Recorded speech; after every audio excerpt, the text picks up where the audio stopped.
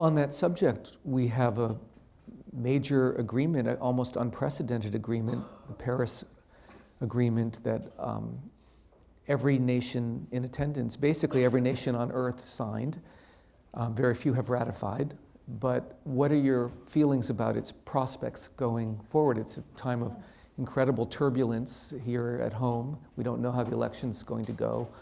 Is Paris going to survive our election? Yes. Yeah, Paris has immense momentum at this point. And to me, the most significant part of Paris wasn't just the deal itself, because there's, I think, more to be achieved before we can say mission accomplished there, but it's certainly a terrific stage in the rocket launch, and with more to come. Nor is it that 160 countries joined. It's that the corporate community came forth in an enormous way, very powerfully, to say, we want a really strong deal. Because the other dirty secret of what's happening in our politics is that while the fossil fuel guys are in there hammer and tongs, beating the hell out of anybody who might cross them on climate change, the rest of the corporate community is totally AWOL. Totally. I had the clean tech lobby group come in, which is Apple, Google, and the big tech industry, but it's also a lot of green energy companies. And I had the lumber industry come in, and I had the property casualty industry, the guys who write the checks when the big terrible storms and floods and so forth happen. They all came in the same week. So it was kind of a noteworthy week.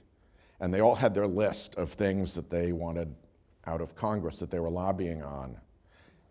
Hard to imagine three sets of interests that should be more attuned to climate change and that had a more direct financial interest in getting something done on climate change. 0 for 3, any interest in climate change. 0. And they don't show up. None of them show up. Not Apple, not Google, none of them. They're starting to show up a tiny bit in the food industry. Ceres and Bicep is starting to organize people a little bit.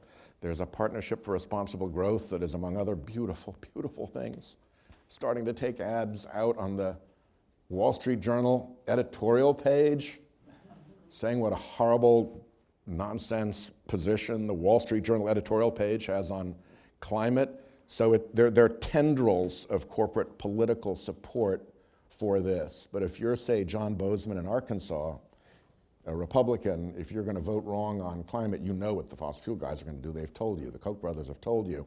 Walmart is not saying, John, don't worry about those guys. We've got your back. When they come after you, we'll make sure that you're fine. Stick with it. Do what you want. This is important to us. They're just not saying it. They're not there. None of them are there. It's not that I'm picking one particular bad guy. Coke and Pepsi are terrific, terrific, terrific on this stuff, but they lobby through the American Beverage Association, which is moribund on climate, and which is a member of the U.S. Chamber Board. And the U.S. Chamber is in complete climate denial. They're absolutely against anything that might be done. So Coke and Pepsi have these terrific, terrific, terrific policies, but the bulk of their lobbying work runs counter to their policies, just because of the way they do it. So that's the world that I live in.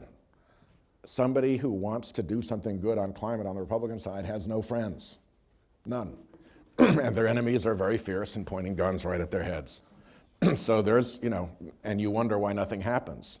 It's political hydraulics, and as soon as that changes, people will come on. You've got really good Republicans in Congress who want to do this.